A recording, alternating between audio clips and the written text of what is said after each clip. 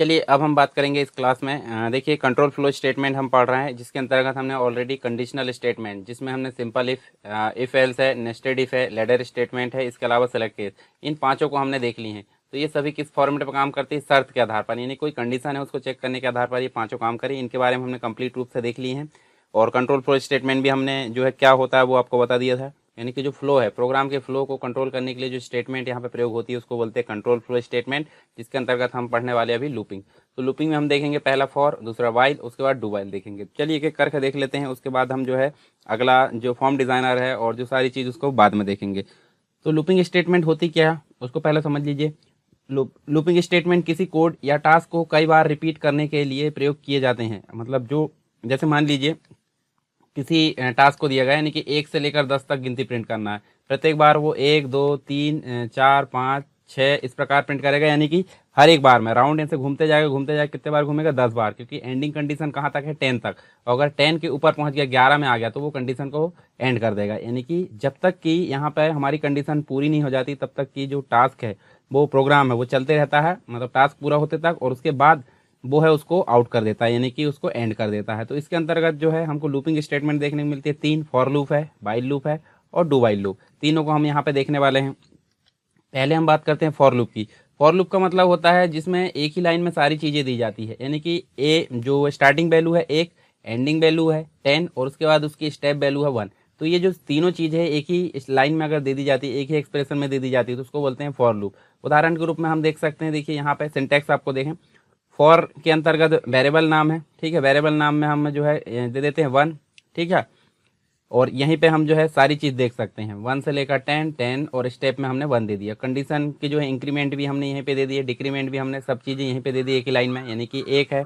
उसका ending value भी हमने दे दी है। उसके बाद जो है उसका स्टेप्स काउंटिंग भी दे दी है। उसके बाद यहाँ पे स्टेटमेंट 1 2 3 4 5, मतलब 1 2 3 4 5, मतलब 1 2 3 4 5 इस प्रकार जो है स्टेटमेंट रन होते जाएगी। कब तक? जब तक कि एंडिंग कंडीशन तक ना पहुँच जाए। तो ये नेक्स्ट आता है। नेक्स्ट मतलब जब तक कंडीशन रन होते जाती है, नेक्स्ट नेक्स्ट वो करते जाता है। तो ये हो गया इसका सिंटैक्स। इसका एग्जाम्पल आप देख लीजिए। एग्जाम्पल आप देख सकते हैं यहाँ पे, देखिए डिम ए एस इंटीजर लिए, इंटीजर टाइप का ए वेरिएबल लिए। उसके अंतर्गत हमने फॉर लूप लगाए। फॉर लूप के अंतर्गत ए लिखे। ए में क्या दे दिए? 2। और 2 जो है कहाँ तक चलेगा? 20 तक, यानी कि 2 जो है चलते जाएगा। ए में 2 रखे हैं और ए कब तक प्रिंट होगा? जब तक कि 20 तक ना पहुंच जाए। और प्रत्येक में कितने का गैप रहना चाहिए? स्टेप्स के अंतर्गत हम उसको लिख देते हैं 2। एक कंट्रोल है जिसका नाम है लिस्ट बॉक्स। लिस्ट बॉक्स जो होता है मल्टीपल आइटम को स्टोर करने का काम करता है, यानी कि मल्टीपल आइटम को जो है एक साथ दिखाना है तो हम करते हैं लिस्ट बॉक्स का प्रयोग, या फिर इसके बदले में हम कर सकते हैं कॉम्बो बॉक्स का प्रयोग। तो ये होता है एक कंट्रोल है जो कि मल्टीपल आइटम को स्टोर करता है। मल्टीपल आइटम में से हम सिंगल और मल्टीपल सभी को सिलेक्ट कर सकते हैं। इसकी एक प्रॉपर्टी होती है जिसका नाम होता है आइटम्स, और उसके बाद ऐड होता है, ठीक। ऐड एक मेथड होती है। ये सारी चीज़ हमने पढ़ ली है एरे के अंतर्गत, ठीक है। तो list box 1 dot items dot add, और ऐड के अंदर एक मेथड है, तो मेथड में हमको एक कीवर्ड देना, कुछ भी देना होता है, तो हम दे देते हैं ए। ए में क्या क्या चीज़ें स्टोर है आपको ध्यान रखना है? स्टार्टिंग वैल्यू, एंडिंग वैल्यू और स्टेप काउंट, यानी कि प्रत्येक के बीच में कितना गैप रहेगा। तो ए इसके अंदर प्रिंट हो गया और प्रत्येक बार जो है नेक्स्ट करेगा उसको ए को। तो हम देख सकते हैं जब पहली बार आया तो ए में कितनी वैल्यू है? 2, मतलब 2 को वो प्रिंट कर देगा। उसके बाद यहाँ आया लिस्ट बॉक्स में प्रिंट कर दिया, फिर नेक्स्ट करा ए को तो घूम कर आया और यहाँ देखिए 20 तक जाना है। और प्रत्येक बार 2 प्रिंट, मतलब जो है 4 2 को ऐड करना है तो 4 हो जाएगा, 6 हो जाएगा, 8 हो जाएगा, 10 हो जाएगा, इस प्रकार 12 हो जाएगा। तो यहाँ हमको सारी चीज़ें इंक्रीमेंट होती हुई नजर आएगी। तो ये हो गया हमारा फॉर लूप। इसको हम अभी प्रोग्राम करके देखेंगे, ठीक है। इसके बाद जो है वाइल लूप की बात करते हैं। वाइल लूप भी सेम एज फॉर लूप जैसा है, परंतु इसमें 3 कंडीशन को तीन लाइन में लिखा जाता है। तो देखिए वाइल लूप जो है कंडीशन लगाई जाती है, उसके बाद इसको प्रिंट किया जाता है। प्रिंट करने के बाद इसको जो है यहाँ पे हम देख सकते हैं इंक्रीमेंट और डिक्रीमेंट किया जाता है, ठीक है। मतलब एक शुरू में हमको जो है कंडीशन में वैल्यू दे दी जाती है, फिर उसके बाद कंडीशन चेक कराई जाती है 20 तक पहुंचना, और इंक्रीमेंट में हम +2 कर देते हैं। तो इस प्रकार 3 बार में हमने ये कंडीशन दी है। तो आप देख सकते हैं यहाँ देखिए डिम ए एस इंटीजर, ए को हमने 2 दे दिए जो कि हमने एक ही लाइन में लिखे थे। वाइल के बाद हमने ए छोटा है कब तक? जब तक कि 20 तक न पहुंच जाए। और list box 1 dot items dot add में हमने ए को प्रिंट कर दिए। और प्रत्येक बार जो है जब ए प्रिंट हो जाए, यानी कि 2 प्रिंट हो जाए, तो 2 आकर 2 + 2 हो जाए, यानी कि ए में 2 है और 2 जोड़ जाए तो कितना हो जाए? 4। और दूसरी बार घूम कर आए तो अभी भी 20 छोटा है, यानी कि 4 है। जब कब तक चलेगा? ये 20 तक चलेगा। 20 होने के बाद जब 22 पहुंच जाएगा तो इस स्टेटमेंट को जो है एंड कर देगा, यानी कि वाइल जो है एंड हो जाएगा। तो ये होगा हमारा वाइल लूप, ठीक है। ये भी अपने टास्क को पूरा करने तक जो है लूपिंग चलते रहती है। उसके बाद होता है डू वाइल। डू वाइल है, यहाँ डू आप जोड़ सकते हैं। तो डू वाइल क्या करता है? जैसे मान लीजिए ए को हमने 20 दे दिए और कंडीशन कहाँ तक है, कंडीशन है 20 तक ही जाना है। तो यहाँ देखिए डू में प्रिंट कर दिया डायरेक्ट 20, और जब यहाँ आया इंक्रीमेंट डिक्रीमेंट तो यहाँ पे 20 + 2 करा तो 22 हो गया। कंडीशन में कंडीशन चेक कराया कि जो 2 है मतलब जो ए है वो कहाँ तक है होना चाहिए, मतलब ए होना चाहिए इस कंडीशन के नीचे या इसके बराबर। तो यहाँ पे ये कंडीशन सही है तो घूम कर आएगा, नहीं तो एंड कर देगा। एग्जाम्पल में समझते हैं इसको हम अच्छे से। देखिए एग्जाम्पल में यहाँ देखिए जैसे डिम है, डिम ए एस इंटीजर ले लिए, ए को हमने 2 दे दिए, डू करके हमने लिस्ट बॉक्स में प्रिंट करा है ए को प्रिंट करा दिए, 2 प्रिंट हो गया, और यहाँ ए + 2 करे यानी कि 4 हो गया। और अभी ए छोटा है कि 20 से बिल्कुल छोटा है, तो फिर नेक्स्ट टाइम घूम कर आएगा 4 प्रिंट कर देगा, 6 प्रिंट कर देगा। मान लो यहाँ पे हमने दे देते 22, तो सीधे डायरेक्ट वो 22 को प्रिंट कर देगा, करेगा प्रिंट। और जब ए को 2 + करे तो 22 24 हो जाएगा, और यहाँ कंडीशन गलत हो जाती। तो यहाँ डू वाइल में क्या होता है, कंडीशन गलत रहे या सही रहे एक बार प्रिंट करेगा, उसके बाद घूम कर आएगा तो कंडीशन चेक करके वो आएगा। चलिए हम इसको जो एग्जाम्पल के रूप में हल करते हैं। हम स्टार्ट कर लेते हैं विजुअल स्टूडियो स्टार्ट कर लेते हैं। देखिए 2012 यहाँ पे हमने स्टार्ट कर लिए, और यहाँ फाइल मेनू जाकर न्यू प्रोजेक्ट बनाए। न्यू प्रोजेक्ट में हमने विंडोज़ फॉर्म एप्लीकेशन नाम दी इसका प्रोजेक्ट का। पहले तो आप विजुअल बेसिक सेलेक्ट करोगे, विंडोज़ सेलेक्ट करोगे, विंडोज़ फॉर्म एप्लीकेशन, उसके बाद नाम दे दोगे। उसके बाद जो है ओके क्लिक करोगे। अब यहाँ हमारे सामने एक नया प्रोजेक्ट आ गया। नए प्रोजेक्ट में हम जो है 3 यहाँ पे ले लेते हैं, 3 ले लेते हैं, मतलब देखिए 3 बटन ले लेते हैं।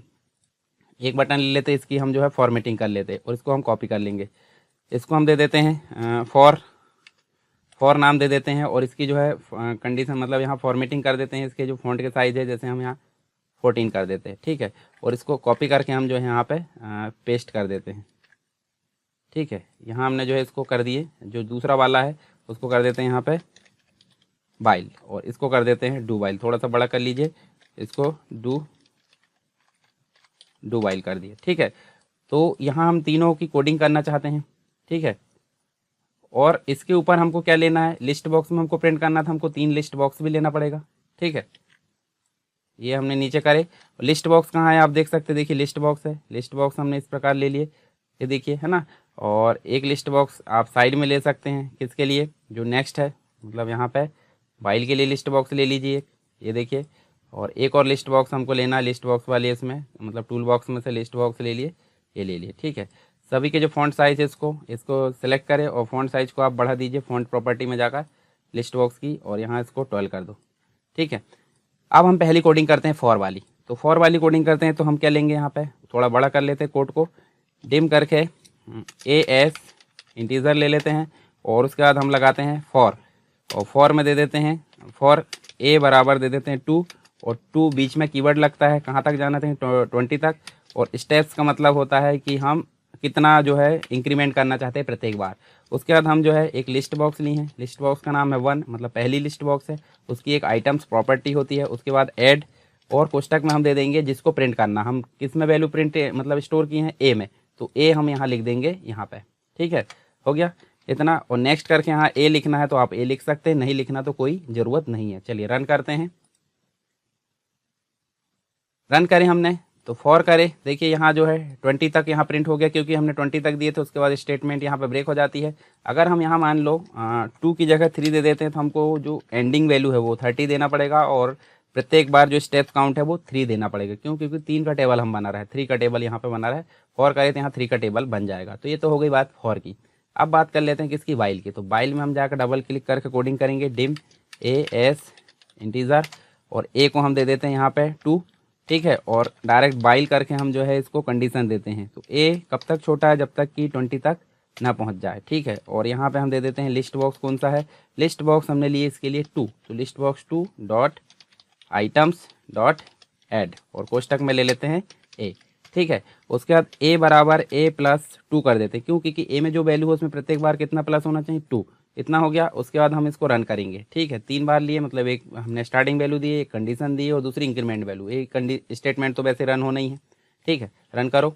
हमने 2 का टेबल यहाँ प्रिंट करना, देखिए यहाँ पे 2 का टेबल प्रिंट हो गया। उसी के अलावा अगर हम 3 का टेबल प्रिंट करना चाहते हैं तो 3 यहाँ पे ले सकते हैं, और यहाँ 30 ले लेंगे, और यहाँ 3 ले लेंगे। तो इस प्रकार हमारा जो है 3 का टेबल यहाँ प्रिंट हो जाएगा।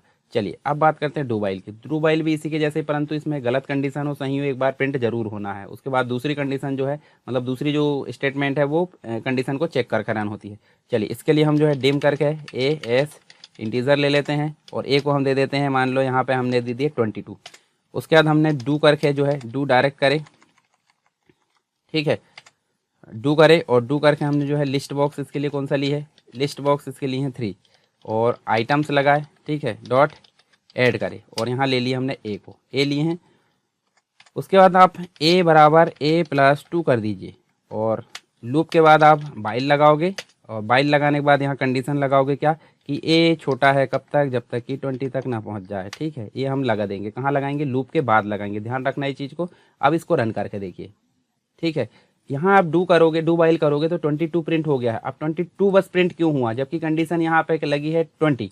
तो यहाँ देखिए हमने पहले उसको हल कर दी है, मतलब एग्जीक्यूट कर दी, उसके बाद यहाँ कंडीशन चेक करें तो पहली कंडीशन हमारी जो थी, मतलब पहली जो स्टेटमेंट थी 22 थी, तो उसको प्रिंट कर दिया, बाद में उसको प्लस भी करा, बाद में जोड़ा भी है। तो यहाँ पे सही हो या गलत उसको प्रिंट जरूर करेगा। अगर हमने 2 दी है तो 2 दी है तो उसको पूरा वो कंप्लीट करेगा। देखिए 20 तक ले गया, 20 क्योंकि कंडीशन थी तो 20 तक उन्होंने प्रिंट करा। तो ले देखे जो है फॉर वाइल और डू वाइल सब एक जैसे ही है, परंतु थोड़ा थोड़ा सा यहाँ से डिफरेंस आपको नजर आता है। आई होप ये तीनों चीज़ें आपको समझ में आ गई होगी। कौन कौन सी, फॉर भी समझ में आ गया होगा, वाइल भी, डू वाइल भी, ये सभी जो है एक प्रकार से लूपिंग स्टेटमेंट के अंतर्गत आता है। और लूपिंग स्टेटमेंट किस में आती है, कंट्रोल फ्लो स्टेटमेंट में आती है। तो हमारी कंडीशनल स्टेटमेंट भी हो गई और लूपिंग स्टेटमेंट भी हो गई, दोनों ही चीज़ यहाँ पे कंप्लीट हो गई। इसके बाद जो हम अगली चीज़ यहाँ पे देखने वाले हैं, जैसे जो GUI प्रोग्रामिंग है।